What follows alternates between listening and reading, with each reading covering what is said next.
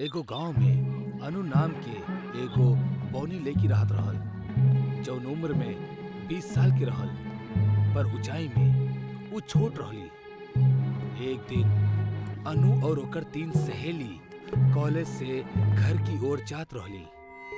सुना सब, आज हमनी कुआं में तैरे खातिर चली। हाँ, बढ़िया आइडिया बा। चला, बहुते मजा आई। हाँ, चला। अरे अनु, तू कहाँ जात बाड़ू? तहरा तैरे आई? तू तो अपन छोट छोट पैर से तैर भी ना पाइबू। हाँ, और अगर पानी में डूब गईलू तो बेकार में हमनी के नाम खराब हो जाई। एकरा से अच्छा ना तू घर जा और बाल्टी में तैरा।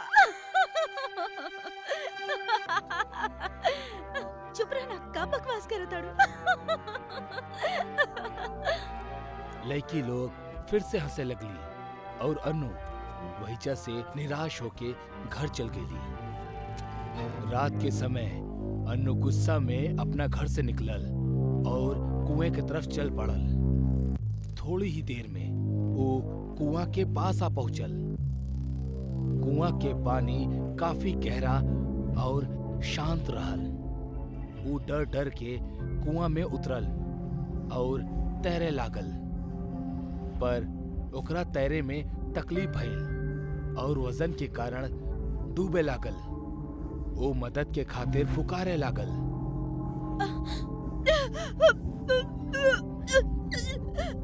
बचावा, बचावा, बचावा, क्यों बा, बचावा हमरा के। पर वहीचा ओकर आवाज सुने वाला केहू भी न रहल। धीरे धीरे ओकर आवाज शांत होके लागल और अनु कुआं में डूब के मर गई। अनु के मरला के बाद बादल के गरजब शुरू हो गई और अचानक कुआं में जोर से बिजली आकर गिर गई। वो बिजली की वजह से कुआं के पानी उबलत हुए ऊपर आवे लागल। पानी पूरा तरह से ऊपर आके रुक गए और पानी में से अनु के लाश बाहर आ गई। जैसे ही ओकर लाश ऊपर आयल, ऊपर बिजली गिरल और ओकर पूरा शरीर पानी पे जले लागल। शरीर पूरा जल गईला के बाद पानी पे खड़ा होके चलत चलत ऊ कुआं के बाहर आ गए।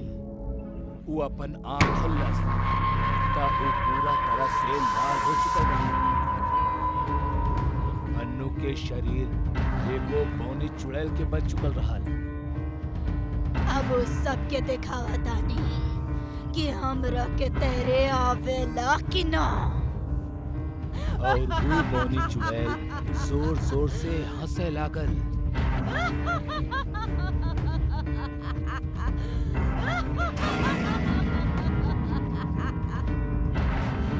वो बौनी चुड़ैल हवा में उड़ के गांव आ गई और एक एक करके वो तीनों लड़कियन के सुत्ते ही उठा के अपना साथ कुआं के पास लेके आ गई। चुड़ैल उनकरा के जमीन पे लेटा के खुद कुआं में कूद गई और कुछ देर बाद तीनों लड़कियन होश में आईनी और अपना आसपास देखे लगली। रेखा, लीला, तू दोनों हमने ऐजा कैसे आनी? हमरा बहुत डर लग रहल बा। बहुत डर लगता। चला यहाँ से चलल जाओ। तू लोग आयल नहीं खो, लायल गयल बाड़ू। एक मिनट, ये आवाज तो कुआं से आ रहल बा। वो तीनों कुआं में झांक के देखली ता अंदर अनु आराम से तैरत रहली। अनु, तू इतना रात के कुआं में का कर रहल बाड़ू? और अभी वो आवाज के कर रहे? ओ सब छोड़, अंदर आवा, तैरल जा। हमरा ये ठीक नहीं के लागत। चला घर चलल जा। तीनों लड़की जाए लगली उतने में कुआं से आवाज आई। रुका, ना तो सब लोग मारल जेबू। वो तीनों वही रुकेनी। कुआं के पानी फिर से ऊपर आवे लागल। ई बार उ बौनी चुड़ैल पानी पे खड़ा रहली। हम कहतानी अंदर आवा। चुड़ैल के देख के तीनों बहुत डर गईली। लेकिन के कुछ समझ में ना आवत रहल कि होका रहल बा। लेकिन के कुछ समझ में ना आवत रहल कि आखिर का करल जाओ। पर आखिर में हिम्मत क के उ सब पानी में उतर गईली और तैरे लगली। तू लोग हमार मजाक उड़ैले रहलू ना, तोहनी के एकर सजा मिली। तू लोग यही कुआं में हमेशा खातिर दफन हो जाइबा। इतना कह के वो जोर से चीखे लागल। ओकर चीखत ही तीनों लेकिन डरे लगली और अचानक से चुड़ैल के ऊपर बिजली गिरल। बिजली के गिरत ही पानी के उबलब शुरू हो गई। पानी की गर्मी लेकिन के महसूस होके लागल। वो पानी के बाहर निकले के खातिर तेजी से तैरे लगली। पर पानी बहुत उबलत रहल। यही से उनकरा तैरे में तकलीफ होकत रहली। धीरे धीरे उनकर शरीर लाल पड़े लागल और मांसपेशियां चले लागल।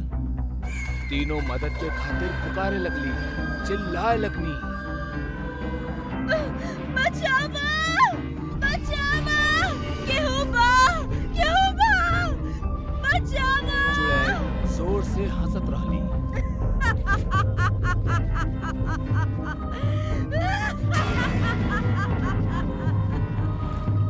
कुछ देर बाद तीनों के शरीर आग में जले लागल। लेकिन लोग दर्द के मारे जोर से चीखत रहली। चुड़ैल के ई सब देख के बहुत मजा आवत रहल। आखिर में लैकन के शरीर पूरी तरह से जल के पानी में तैरे लागल। पानी फिर से नीचे जाए लागल। पानी के नीचे जात ही वो चुड़ैल वो तीनों लैकन के लाश को उठौलस और पानी के नीचे गायब हो गई। एक दिन गांव में मेला लागल रहे। ओह में बहुत सारा चीज के दुकान लागल रहे। मेला में बहुत भीड़ रहे और उहे में सारिका और ओकर बेटी प्रिया भी घूमत रहले। घूमत घूमत वो दोनों थक गईली और गन्ना के शरबत पिए के खातिर रुक गईली। शरबत के दुकान के बगले में खिलौना के एगो बहुत बड़ दुकान रहे, जेमे तरह तरह के छोट बड़ खिलौना रहल। प्रिया के ध्यान वो दुकान में रखल एगो गुड़िया पे गई। वो गुड़िया बाकी सारा गुड़ियन से अलग और बड़ दिखत रहली। प्रिया के ध्यान वो गुड़िया पे ही रहल। वो ओकरा देखत रहली और अचानक गुड़िया प्रिया के देख के मुस्कुराए लागल। प्रिया भी वो गुड़िया के देख के मुस्कुराए लागल। गुड़िया अपन सिर हिला के प्रिया के अपना पास बुलौलस और प्रिया भी ओकर बात मान के शरबत के गिलास नीचे रख देहलस और ओकर पास चल गई। प्रिया गुड़िया के अपना हाथ में उठौलस और ओकरा सहलावे लागल। प्रिया के अपना पास ना पाके सारिका डर गई। प्रिया, प्रिया, प्रिया कहाँ बाड़ू तू? प्रिया! सारिका के आवाज सुन के प्रिया भी खिलौना के दुकान से आवाज लगौलस। माँ, हम एजा बानी। सारिका दौड़त दौड़त वो दुकान में गई। कितना घबरा गल रहनी हम। एजा का करत आड़ू तू? माँ, ई गुड़िया देखा ना, कितना सुंदर बाड़ी। ये हमरा तरफ देख के मुस्कुरात रहली और हमरा के बुलावत भी रहली। हमरा के चाहिए। सारिका गुड़िया के तरफ देखलस ता ओकर चेहरा बिल्कुल निर्विकार रहल। फिर वो मुस्कुरा के प्रिया के तरफ देखलस और कहलस, ठीक बा, ले लेल जाओ। प्रिया ई सुन के बहुत खुश हो गई और ओ गुड़िया के सीना से लगा लेहलस। भाई साहब, ई गुड़िया के कितना भइल? जी 50 रुपया। सारिका ओकरा के पैसा देहलस और दोनों ऊ दुकान से निकल गईले। गुड़िया फिर से हंसे लागल, पर ई बेर ओकर हंसी कुछ डरावनी लागत रहल। सारिका और प्रिया अपना घर पहुंचली। घर आवत ही प्रिया गुड़िया के साथे खेलब शुरू कर देहलस। प्रिया, हम तारा के का कहले रानी? पहले पढ़ाई पूरा करा, फिर ओकरा साथे खेली हा। चला, रख दो गुड़िया के और जाके पढ़ाई करा। प्रिया नाखुश होके गुड़िया के एक जगह पे रख देहलस और किताब लावे के खातिर अपना कमरा में चल गई। प्रिया के जइला के बाद गुड़िया अपना मुंडी सारिका के तरफ घुमा देलस और गुस्सा से ओकरा देखे लागल। गुड़िया के आंख लाल होखत रहल, जैसे कि ओकर आंख में खून उतर आयल होखे। प्रिया के आवत देख गुड़िया फिर से शांत हो गई। रात के हम गुड़िया के साथे खेलब। ठीक बा, अब पढ़ाई करा। रात हो गई रहल और प्रिया के पापा रंजीत भी अपना काम से वापस आ गए। पापा की आवत ही प्रिया पढ़ाई बंद कर देलस और उनकरा गुड़िया दिखावे लागल। पापा, ई देखी, हमनी नया गुड़िया खरीदनी। रंजीत वो गुड़िया देख के गुस्सा हो गई और सारिका के आवाज देवे लागल। सारिका, सारिका, बाहर आवा। सारिका दौड़ के बाहर आई। का भइल? का भइल? ऐसन फिजूल खर्चा करे के का जरूरत रहल तरह के? पैसा का पेड़ पे उगेला? रंजीत गुस्सा में वो गुड़िया जोर से फेंक देलस और यही वजह से वो गुड़िया के मुंडी टूट गई। दोनों के झगड़ा देख प्रिया रोए लागल और दौड़ के गुड़िया के पास चल गई। टूटल गुड़िया के लेके प्रिया अपना कमरा में चल गई और देर तक रोत रहली। थोड़ा देर बाद सारिका प्रिया के खाना खाए खातिर बुलावे लागल। प्रिया बेटा, चला खाना खा ले। हमरा के भूख नहीं खे, तू जा। प्रिया खाना खाए से साफ इनकार कर देलस। गुड़िया टूटे की वजह से वो बहुत रोत रहली और रोवत रोवत बिना कुछ खैले गुड़िया के अपना पास रख के वो सुत गई। आधा रात बीत चुकल रहल। सारिका और रंजीत अपना कमरा में सुतत रहले। प्रिया भी गहरा नींद में सुतत रहली। अचानक से गुड़िया के आंख चमके लागल और फिर से लाल हो गई। वो धीरे से प्रिया के पकड़ से बाहर आई और अपना आप ही चले लागल। ओकर टूटल मुंडी के वो अपना हाथ में पकड़ ले रहल। चलत चलत वो प्रिया के कमरा से बाहर आ गई और सारिका और रंजीत के कमरा में जाए लागल। गुड़िया वो दोनों के कमरा में आ गई। वो अपन एगो हाथ खड़ा कैलस और वो दोनों के हवा में उठा देलस। जैसे ही वो छत तक पहुंचले, गुड़िया वो दोनों के छोड़ देलस और वो जोर से जमीन पे आके गिर गईले। दोनों नींद से जग गईले। उनकरा कुछ समझ में ना आवत रहल कि का हो रहल बा। उतना में सारिका के ध्यान गुड़िया के तरफ गईल और ओकरा देख के वो डर गईल। वो गुड़िया आपन मुंडी के आपन एगो हाथ में लेके खड़ा रहली। ई कहां से आ गई और अपने आप खड़ा बा? रंजीत गुस्सा में गुड़िया उठावे के खातिर गईल, पर वो गुड़िया इतना भारी हो गई रहे कि रंजीत पूरा जोर लगा के ओकरा उठावे के कोशिश करत रहल, पर वो गुड़िया ओसे हिलत भी न रहली। आखिरकार गुड़िया के गुस्सा आ गई और वो रंजीत के जोर से बिजली के झटका दे देलस। झटका से रंजीत दूर जाके गिर गई। तू प्रिया के रोलाइले बड़ा। अब हम तारा के ना छोड़ब। ऊ गुड़िया रंजीत के छाती पे छलांग लगौलस। गुड़िया के वजन रंजीत के सहन ना होखत रहल। ऊ रंजीत के छाती पे अपन पैर पटके लागल। जैसे जैसे गुड़िया के मार बढ़त गईल, रंजीत के मुंह और नाक से खून निकले लागल और थोड़ा ही देर बाद रंजीत के मौत हो गई। सारिका मौत के इस सारा नजारा कोने में रोवत रोवत देखत रहली।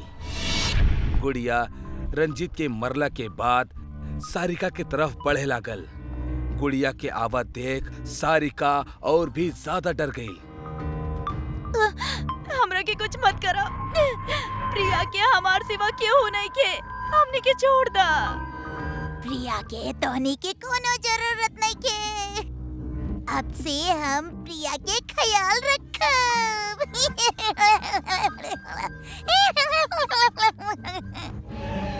गुड़िया अपना हाथ से बिजली निकाल के सारिका पे बरसावे लागल।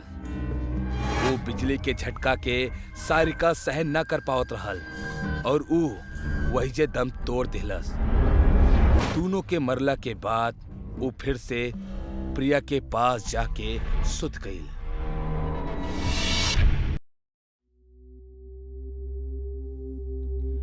बबीता अकेले ही अपने माँ और अपने बीमार भाई के खर्च उठावत रहली है। बबीता एक कॉलेज में प्रोफेसर के काम करेली। एक दिन उ कॉलेज बदे घर से निकलत रहली है और उ अपन बाया पैर पहले घर से निकललेस। तबे बबीता, हम तारा से कितना बार कहनी है, घर से बाहर निकलत वक्त पहले दायां पैर बाहर निकाले के चाही, ना तो ये अपशकुन होकेला बेटा। हमू तारा से कितना बार कहले बानी माँ, हमरा इस सब बात पर बिल्कुल यकीन नहीं खे। ई सब मनगढ़ंत बात होखेला। आज अमावस के काला रात बा, आज जल्दी घर आ जाइहा। आज के दिन कितना लोग काला जादू करेले बबीता। अरे माँ, तू ई सब बातन पे काहे विश्वास करेलू? ई सब कुछो ना होखेला। ना ना, ई सब बात बहुते सोच समझ के कइल जाला। सरिता बहुत अंधविश्वासी रहे और हमेशा ई सब से बचे खातिर टोना टोटका करत रहली है। ओकर बेटा मनोज कई साल पहले एक एक्सीडेंट में अपाहिज हो गईल रहे और चलने फिरने में असमर्थ रहल। ओकर पूरा ख्याल ओकर बहिन बबीता रखत रहले। बबीता कॉलेज खातिर निकल जाली और बहुत काम होए के वजह से आज ओकरा के घर जाए में देर हो जाला।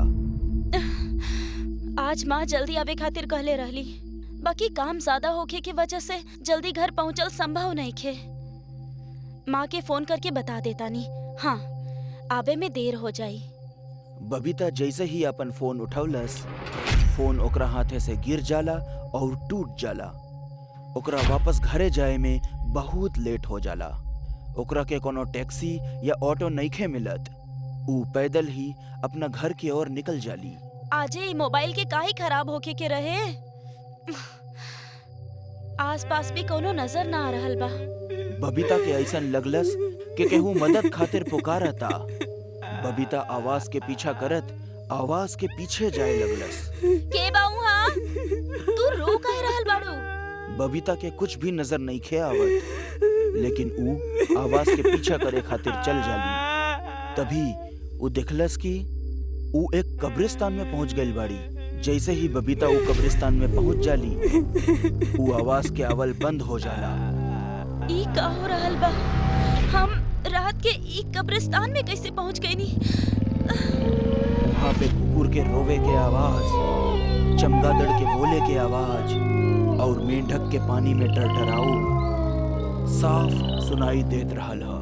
चारों तरफ बिल्कुल शांत माहौल रहे। ओकरा बीच सन्नाटा के चीरते हुए ई आवाज बहुत डरावनी लागत रहल।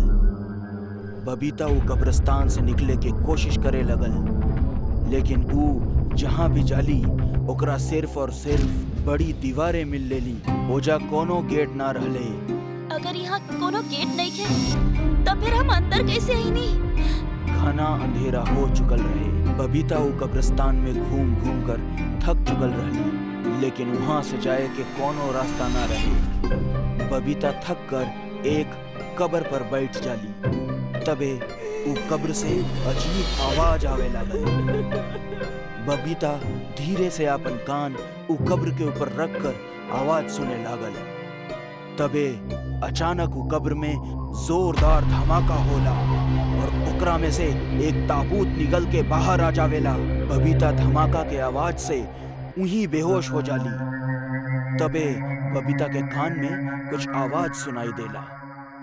अरे रउआ ठीक त बानी? आप इस सुनसान कब्रिस्तान में अकेली का कर रहल बानी? आप के बानी और हम यहाँ कैसे पहुँच गई नी? बबीता के थोड़ा होश आ जाला। बबीता अपना सामने एक अनजान व्यक्ति के देखेली। आप के बानी और यहाँ का कर रहल बानी? हम ई कब्रिस्तान में का कर रहल बानी? हमार कुछ समझ में नहीं आ रहल। आज हमरा काम से वापस लौटते वक्त लेट हो गईल। जब हम ई कब्रिस्तान के पास से गुजरत रहले ह तब हमरा के एक अजीब आवाज सुनाई देवे लागल और हम एजा देखे चला आईनी। तबे पास में पड़ल कब्र से केहू के हाथ बाहर आवेला और बबीता के हाथ पकड़ लेला।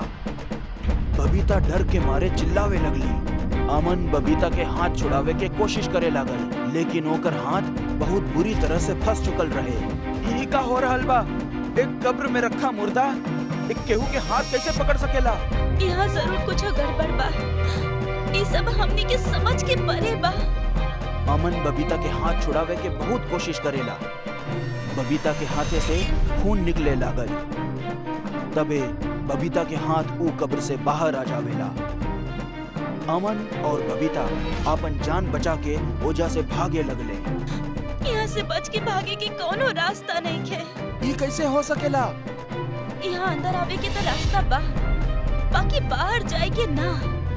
ई कोनो चाल है हमनी के फंसावे खातिर। पीछे से एक कब्र से एक भूत चल के आवे लगेला और ओकरा मुंहे से हरा पानी गिरत रहले। अमन और बबीता ओकरा के देख के बुरी तरह डरा जाले और ओजा से भागे लगले।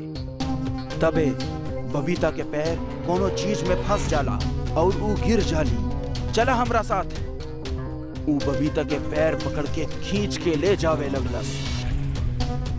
बबीता अपना के रोके के कोशिश करलस, लेकिन ऊ नाकामयाब हो जाली।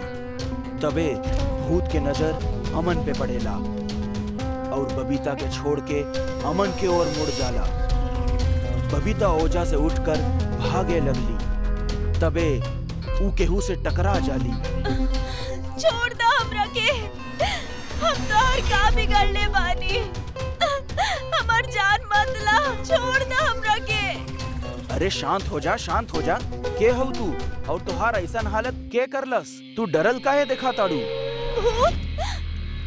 भूत हमने के ना छोड़ी। तबे उ भूत अमन के गला पकड़कर ओकरा अपना हाथ के बीच में दबाकर घुमा देला।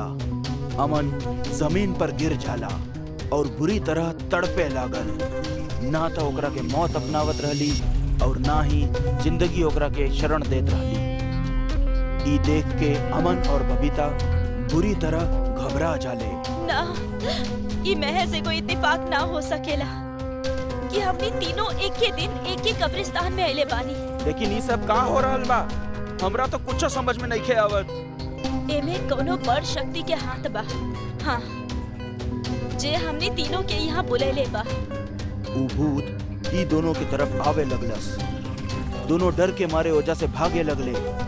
आयुष एक पेड़ के पीछे छुप जाला और बबीता एक कब्र के पीछे छुप के बैठ जाली। डर के मारे दोनों के बुरा हाल है। अमन वहीं पे पड़ल पड़ल तड़पत रहले। तबे बबीता के केहू के ओजा आवे के आवाज सुनाई देलस। बबीता चुपके से ओकरा के देखे लागल। ओकर माँ ओकरा भाई के लेके आवेली। बबीता दौड़ के जाके अपना माँ के गला लगावेली। माँ, तू यहाँ कैसे आइलू? यहाँ से निकल जा, यहाँ आवे के तो रास्ता बा, बाकी वापस जाए के ना। ये आपके कैसे पता चलल? और इतना रात के आप इस सुनसान कब्रिस्तान में भाई के साथ का कर रहल बानी?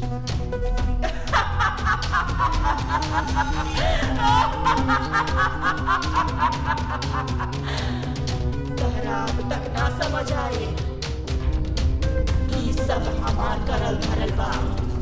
तू तीनों के हम यहाँ बुलाइले बानी। बबीता के ई सुन के होश उड़ जावेला। आज अमावस के काला रात बा। तू तीनों के एगो बात जोड़ेला। तू तीनों अमावस के काला रात में पैदा भइल रहला। आज हम तू तीनों के बलि चढ़ा दे, जकरा से हमार बेटा पहले के जैसन बिल्कुल ठीक हो जाई। कैसन माँ बाड़ू तू? अपन बेटा खातिर तू 3 मासूम जिंदगी के छीन रहल बाड़ू। तबे पीछे से ऊ भूत आकर बबीता के ले जावे लागल। बबीता अपना के छुड़ावे के कोशिश करे लागल, लेकिन ऊ ओकरा चंगुल से नइखे निकल पावत। ऊ भूत अमन, आयुष और बबीता के पेड़ पर उल्टा लटका देवेला। बहुते अच्छा काम कैला तू। 1 बजे वाला बात, 1 बजे हम ही तीनों के बलि चढ़ा दे। तीनों के खून से नहाते ही हमारा बेटा बिल्कुल ठीक हो जाए, बिल्कुल ठीक हो जाए। सरिता हाथ में तलवार लेके ऊ तीनों के गला काटे जावे लगी। तबे ओकर पैर एक कब्र पे पड़ जाला और ऊ कब्र खुल जाली और सरिता ओमे गिर जाली और ऊ कब्र अपने आप बंद हो जाला। अमन, आयुष और बबीता तीनों अपने आप ऊ पेड़ से नीचे गिर जाले। आयुष बेहोशी के हालत में ऊ कब्र के देखले, जौना में सरिता समा गईल रहली। माँ तू हमरा के बचा लेलू। ऊ कब्र आयुष के माँ के रहले। ऊ भूत गुस्सा में पेड़ उखाड़ के फेंक देवेला और सरिता के बेटवा के पेट में अपन नाखून गड़ा के ओकर अतड़ियां निकाल के खावे लगेला। बबीता, अमन और आयुष अगला दिन सवेरे होश में आवेले। तीनों ऊ कब्रिस्तान के बाहर रहले हा। तीनों अपने अपने रास्ते निकल जाले, लेकिन ऊ रात तीनों के जिंदगी के खौफनाक रात होला, जिसे ऊ तीनों कभी नहीं के भुला सकत। एगो माँ अपन बेटा के ठीक करे खातिर केहू के और के बेटा के जान लेत रहली, और एगो माँ मर के भी अपन बेटा के जान बचावत रहली। ऊ खौफनाक रात हमनी के जहान में हमेशा जिंदा रही।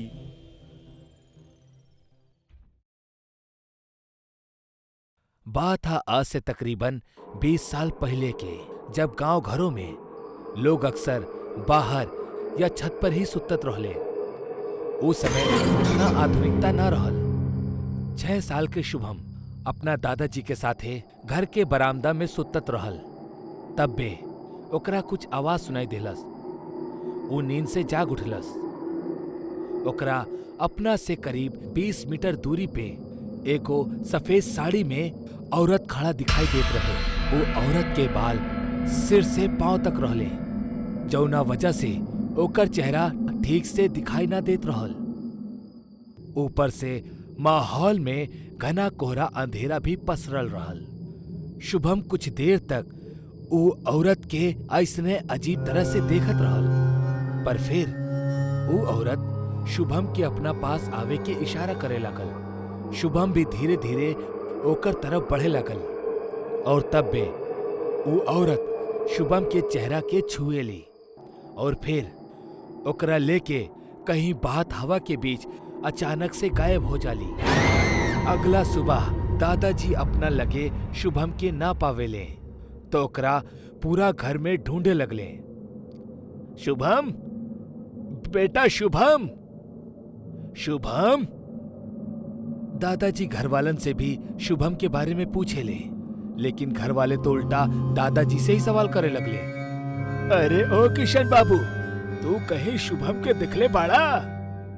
अरे कमाल करते हो बाबूजी, आप ही के साथ तो हर रात सुतेला और आप हम ही से सवाल कर रहल बड़े। पता ना शुभम कहाँ चल गए, अब कहाँ ढूंढी हम ओकरा।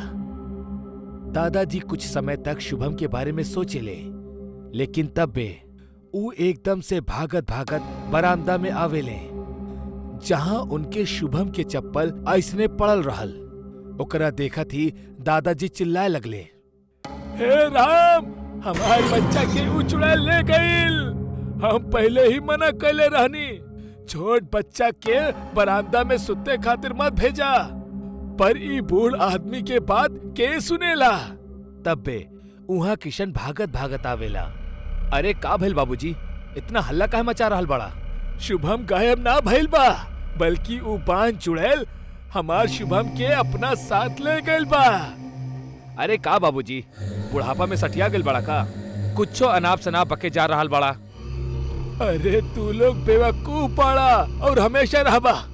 तू लोगन के काहे समझ नहीं के आवत कि ऊ बांझ चुड़ैल वापस ई गांव में लौट के आयल बाड़ी, अपन 27 साल पुराना बदला पूरा करे खातिर। घर के सब लोग बहुत परेशान रहले और भागत भागत बाहर की तरफ आवेले। वो सब मिलके शुभम के पूरा गांव में ढूंढेले, पर उनकरा वो कहीं भी ना मिलेला। अरे अबहिनो केहू हमार बात काहे ना सुन रहल बा? तू लोगन को काहे समझ नहीं के आवत कि शुभम गांव में ना खोइल बा, बल्कि ओकरा ऊ कलमुही अपना सुरंग में छुपा के रखले होई। तू सबके वही जा जाए के चाही। अरे सुनी आप लोग, हमरा के लागेला बाबूजी ठीक कह रहल बाड़े। ऐसन हो सकेला कि हमनी के शुभम साचो कौनो चुड़ैल डायन के पास होके। अरे का सरिता, तू भी बाबूजी के बाद में आ गईलू। हमनी सब अपन वक्त केवल जाए करल जाई। अरे कोशिश कैला में का जाला, हम आपसे विनती करतानी, अपन बच्चा खातिर एक बार हमनी के दादाजी के बताइल जगह पर चल के देखे के चाहिए। फिर सब लोग दादाजी के बताइल जगह के खातिर निकले ले। उनकरा पहुंचत पहुंचत शाम हो गल रहे और आखिरकार वो लोग एगो सुरंग के पास जाके रुक जाले। गांव के कुछ और जानकार भी उनकर साथ रहले। इस सुरंग के खोदब चालू करा। एकरा तब तक खोदत रहा जब तक एकरा नीचे से खून के बूंद और चीख सुनाई ना पड़े लागल। बाबूजी, हमरा लागता सच में आप बुढ़ापा में सठिया चुकल बाड़े। आपके काहे समझ में नहीं आवत कि ई सब करे से कुछ ना होके वाला बा। ऐसे अच्छा हो कि हम अपना बच्चा के खोजी। किशन, चुपचाप इनकरा अपन काम करे दा। बीच में दखल अंदाजी कैला तो जे भी होई ओकर जिम्मेदार तू ही होखबा। दादाजी के डांट के बाद कुछ समय खातिर किशन शांत होके तमाशा देखेला। तांत्रिक ठीक ओकरा बगल में खड़ा होकर लगातार तंत्र मंत्र पढ़त जात रहल। धीरे धीरे अब सूरज भी ढल गल रहल। किशन के गुस्सा और परिस्थिति के बिगड़ब दोनों समय के साथ साथ बढ़त ही जात रहल। किशन एकदम से चिढ़ गईल और बोललस, अब अगर आप लोगन के ई बकवास में शामिल होके के बा त होखी। हम अब अकेले ही अपना बच्चे के ढूंढे के खातिर निकल रहल बानी। इतना बोल के किशन वहीजा से निकले ही जात रहल कि तब बे ओकर पैर जमीन से चिपक गईल, जैसे ऊ आगे बढ़ ही ना सकत रहल। ठीक उहे समय खुदाई के दौरान जमीन के नीचे से एगो बच्चा के चीख सुनाई पड़े लागल और खून के लाल लाल निशान भी जमीन पर दिखे लगले। गौर से सुनाई आवाज के। तांत्रिक, तू अपना प्रक्रिया के तेज कर दा। जौन शख्स खुदाई करत रहल वो कान लगा के वो आवाज के सुने लागल, लेकिन तब्बे ओकरा कोनो हाथ एक झटका में जमीन के अंदर खींच लेहलस, जैसे एक झटका में वो पाताल के भीतर समा गई। रुक जा सब लोग, सभी गड्ढा से दूर हट जाओ। तांत्रिक कुछ गंगा जल के बूंद वो खुदाई स्थान पर छिड़केला, जैसे उस जगह के शुद्धिकरण हो सके। तांत्रिक धीरे धीरे वो गड्ढा के करीब जाला। उनकर हाथ में कुछ बीज होखेली। वो जैसे ही वो बीजन के उस जमीन पे छिड़के ले, तब्बे जमीन के नीचे से एगो बच्चा के लाश ऊपर आ जाली और चेहरा पर से मिट्टी हटावे के बाद उनकरा दिखेला कि ईता उन्हीं के शुभम हा। ए भगवान, ई का हो गइल हमार बच्चा के? सब केहू रोए लगले। शुभम के मौत के मातम मनावे लगले। तब बे तांत्रिक उस सबके शांत करके बोलेला, देखी आप लोग शांत हो जाएं। हम अपना घोर साधना में लीन होके जा रहल बानी। आप सब कुछ समय के खातिर शोर ना मचाई। एकरा बाद तांत्रिक अपन तंत्र विद्या के उपयोग शुरू करेला। कुछ देर के भीतर एगो औरत सामने प्रकट हो जाली। तू बाड़ू जे ई खेल रचले बा, अब बतावा शुभम कहाँ बा? तू ओकरा साथे का कहले बाड़ू? हम तो ओकरा के कब के मार देहनी और ओकर आत्मा के परलोक भेज देहनी। बहुत मजा आवत रहे ना तू गाँव वाले लोग हमार बांझ होके के मजाक बनावे में। अब भोगते खातिर तैयार हो जा, तैयार हो जा। लेकिन तू हमार बच्चा के काहे छीन लेलू? ओ मासूम तोहर का बिगड़ले रहल? बिगड़ले ऊ ना रहे, बल्कि तू रहला बुढ़ा। याद बा 27 साल पहले जब तू पूरा गांव में हमरा के और एगो चरित्रहीन औरत घोषित कर देले रहला और हमार बांझपन के मजाक बनैले रहला। आखिर में विवश होके हमरा आत्महत्या करे के पड़ल। बाकी हम फिर गांव लौटनी एगो भयानक चुड़ैल बनके। बाकी वो बार भी तू हमरा के अपन मकसद में सफल ना होके देहला। अब अंजाम तोहार सामने बा। अरे अगर बदला ही लेवे के रहल तो हमरा से ले लेवे के रहल। हमार पोता तो बेचारा बेकसूर रहल। बदला तो हम तहरे से लेवे आइल बानी।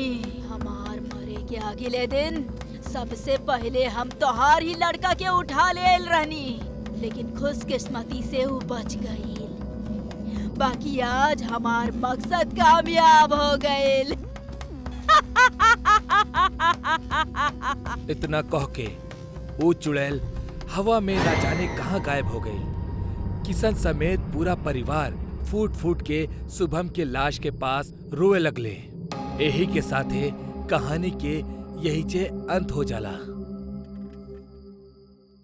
रमन एगो 25 साल के लड़का जौन मुंबई में गांव से पढ़े खातिर आयल रहल, अब एगो अच्छी नौकरी करेला और अपना माई बाबूजी के हर महीना गांव पैसा भेजेला। एगो रात रमन अपना जॉब से निकल के बाइक से घर जात रहल कि बीच में एगो बिल्ली आ गई रास्ता पे। रमन बिल्ली के देख के चौंक गई और ओकर बाइक ओकरा से संभल ना पाई और बाइक स्किड हो गई। रमन के बाइक के थोड़ा सा खरोच आइल, पर वो देखलस कि ओकर हाथ के घड़ी भी टूट गई बा। रमन के घड़ी पहनल बहुत अच्छा लागत रहे और वो घड़ी बड़ा मेहनत से अपना पहला सैलरी से खरीद ले रहल। यही से वो घड़ी के कीमत रमन के खातिर बहुत रहल। वो टूटल घड़ी के देख के रमन उदास हो गई। अरे यार, पहली बेरी हम कुछ खुद के पैसा से ले रहनी। वो बिल्ली के भी अब वहीं बीच में आवे के रहल। बाइक पे जात जात रमन के अंधेर नगर बस स्टॉप पे एक बूढ़ी औरत घड़ी लेकर दिखाई देलस। ओकर पास अजीब अजीब घड़ी रहल। रमन अपन बाइक रोकेला और घड़ी रिपेयर करावे के खातिर वो बूढ़ी औरत के पास जाला। आंटी जी, हमारी घड़ी ठीक करके दे सकेनी का? अरे हम सिर्फ बेचतानी घड़ी के, बनावे नी ना। अरे यार, ठीक बा, हम ई घड़ी जेब में रख लेता नी अब वहीं के खातिर। आंटी जी, हमके एगो घड़ी चाहिए। अच्छा, कवन चाही तहरा के? रमन उस सारा घड़ियन के देखेला, कुछ आकार में छोटी होकेली त कुछ बड़ी। रमन बहुत सोच के एगो घड़ी देखेला। ऊ घड़ी रमन के बहुत पसंद आवेली। हाँ, ई वाली दे दा, ई हमके बहुत अच्छा लागल। कितना पैसा भइल आंटी एकर? रमन सामने देखेला तक केहू ना दिखेला, मानो जैसे वैजा केहू रहबे ना कैलस। ना वो औरत के जाए के आवाज आई और ना ही वो औरत पैसा लेलस। अरे पैसा तो लेके जैतू, कैसन औरत बिया बेचारी, एक ता अकेले एजा गाड़ी बेचत रहल और हम ओकरा के पैसा भी ना देनी। रमन अपना गाड़ी पे बैठे खातिर जाला कि तब बे कि ओकरा दूर से एगो आवाज सुनाई देलस। हमरा के पैसा चाहिए ही नहीं। ये आवाज कहाँ से आई? आंटी कहाँ बाड़ी आप? रमन के केहू भी ना दिखत। अभी भी रमन घड़ी पहन लेवेला और वो बाइक शुरू करके निकल पड़ेला घर के खातिर। रास्ता में रमन के पीछे से एगो गाड़ी आवत रहल। गाड़ी के हॉर्न सुनत ही रमन पीछे से आवे वाला गाड़ी के जगह दे देलस और तब बे वो आईना में खुद के देखेला तो ओकरा दिखेला कि ओकर शक्ल कुछ बदलल लागता, जैसे कि उम्र बढ़ गई हो अचानक से। अरे ये कैसे हो गई? शायद आईना खराब हो गई, पूछ देता नहीं। रमन बाइक चलावत चलावत थक जाला। बीच में ओकरा एगो लड़का दिखेला जौन ओकरा से लिफ्ट मांगेला। वो लड़का के नाम राघव होला। लिफ्ट अंकल, लिफ्ट मिली का? हम तोरा के अंकल दिखे नी? कहाँ जाके बा बतावा? हमरा के बस आगे के गांव में जाए के बा, हमके घर जाए के बा। रमन थोड़ा देर के बाद पीछे देखेला ता राघव भी बूढ़ा दिखेला। देखा तू भी बुढ़ा जात रहल बाड़ा। अरे हाँ, अब का करी हम? जब से हम घड़ी ले ले बानी हमके समझ में ना आवता का हो रहल बा। रमन के नजर राघव के घड़ी पर जाला। का तू जौन घड़ी पहनले बाड़ा ऊ अबही खरीद ले बाड़ा? हाँ, एगो आंटी आयल रहली बहुत सारी घड़ी लेके, उनकरा से हम ले लेनी। पैसा लेवे के पहले ही वो गायब हो गई नी। रमन के याद आवेला कि वो भी पैसा ना देले रहल वो बूढ़ी औरत के, मतलब ई उहे औरत दिया। रमन के गाड़ी बंद पड़ जाला। तोहार पैसा से ज्यादा कीमती हमरा तोहार जान बा। तुझे घड़ी पहन ले बाड़ा, ओकरा से तोहार सारा जवानी बुढ़ापा में बदल रहल बा और यही से अब हम जवान देखा।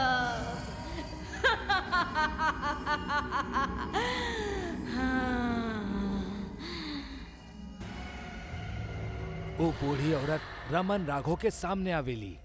चुड़ैल अपना घूंघट उठावेली और जोर जोर से हंसे लागेली।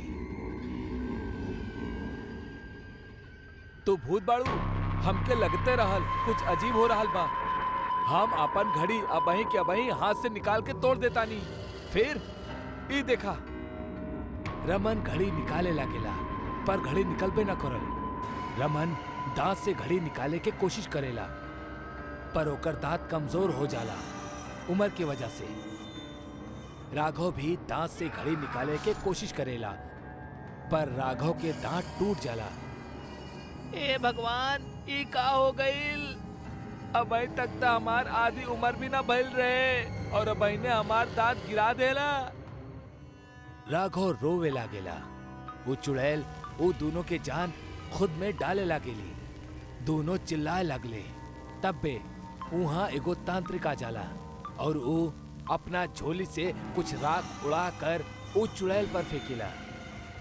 ए चुड़ैल, ऐसन अनजान लोगन के पकड़ के उनकर जान ले तोरा के बहुत बड़ा पापी बनावेला। घोर पापी बाड़ू तू।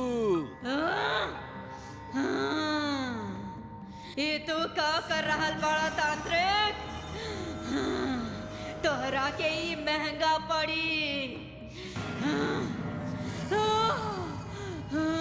तांत्रिक वो चुड़ैल के अपना पाउडर से बनायल गोलाकार घेरा में कैद कर देवेला। चुड़ैल चीखे लागेली। वो रमन राघव के जान लेला से पहले ही तांत्रिक ओकरा के कैद कर देवेला। शुक्रिया बाबा जी। ए शुक्रिया शुक्रिया। ए चुड़ैल कोनो साधारण चुड़ैल नहीं खे। मतलब ई गांव के सबसे महान घड़ी बनावे वाला के बीबी रहल जौन 100 साल पहले यही जा रहत रहली। रानी अपना पति आर्यन के साथ खुशी खुशी रहत रहली। पर एक दिन ओकर पति के एगो ऐसन कल्पना सुझलस कि ऊ घड़ी बनावे के खातिर अपन पूरी जिंदगी कुर्बान कर देलस। आर्यन एगो ऐसन घड़ी बनावल चाहत रहल जौन बूढ़ा लोगन के जवान कर दे और जवान के बूढ़ा। एक रोज आर्यन अपना घर के बाहर एगो आदमी के देखत रहल। वो आदमी खुदकुशी करे जात रहल। आर्यन के घर के बाहर गाड़ी आवेला बहुत तेजी से और वो आदमी के ऊपर से जाए वाला ही रहल कि आर्यन चिल्लाला, अरे भाई, तोरा के खुदकुशी करे के बा तो अपना घर में जाके फांसी लगा ला, जिंदा खुश ना बड़ा का। अरे साहब, आपके का बताई, पगार मिलत नहीं के समय पे और काम करे जाके पड़ेला। अब भाई हमार शादी तय भइल बा, हम का खुश रखब अपना बीवी के। हमार हालत ही ऐसन हा, माँ और बाबूजी भी मर गए कुछ साल पहले ही। हम का करी जिंदा रह के। का तोरा के बूढ़ा होके मरल अच्छा लगी? हाँ जरूर। ठीक बा, ये घड़ी पहन ला और कुछ देर के खातिर सुत जा। आदमी सो जाला और उठ के देखेला तब वो बूढ़ा हो चुकल रहल। तू ई का कैला? हमरा के खुद के ऐसे ना देखे के बा। तू ही तो कहले रहला कि तोके ऐसे ही रहे के बा। हम खुदकुशी करे के चाहता नहीं, अब ऐसे जिंदा ना रहे के बा हमके। और तुहार बीबी और तू भी खुश ना रह पाइबा कब्बो। वो आदमी के श्राप आर्यन और ओकर बीवी रानी के लग जाला और वो दोनों कब्बो साथ ना रह पौले। ऊ माना एक दूसरा से कहीं दूर चल गए रहले। और आज वो दिन हा जब वो हादसा भइल रहे। अब हम का कर सकेनी बाबा जी? तोके तोहार जवानी वापस मिल सकेला अगर तू वो घड़ी हाथ से निकाल दा। अगर तोहरा के ओकरा खातिर अपना हाथ काटे के पड़े त काट दा, और कोनो चारा ना बा तोहरा पास। जल्दी करा, वरना तू और बूढ़ा हो गईला तो मर भी सकेला। राघव और रमन इस सुन के और भी डर जाले। रमन अपना हाथ काटे के खातिर कहेला राघव के। राघव रमन के हाथ काटेला और जैसे ही हाथ कट जाला वो घड़ी हाथ से उतर जाली। राघव भी रमन के अपन हाथ काटे के खातिर कहेला। रमन अपना एक हाथ से रमन के हाथ काटेला और ओकर भी घड़ी हाथ से निकल जाली। दोनों के शरीर से खून बहे लागेला और तांत्रिक वो दोनों के हाथ पे एगो पट्टी लगा देहलस, जिसे खून निकला बंद हो जाला। दोनों के जान बचावे के खातिर उनके ई सब करे के पड़ल। तांत्रिक वो घड़ी के लेके जला देवेला और जैसे ही घड़ी जले लागेला चुड़ैल के शरीर में भी आग लगल शुरू हो जाला। आखिर चुड़ैल के आत्मा के भी इस समय शांति मिलत रहल। हम तोहरा के तोहार हाथ फेर से वापस देतानी। शुक्रिया, हमरा के मुक्ति देवे खातिर शुक्रिया। चुड़ैल हवा में गायब हो जाली।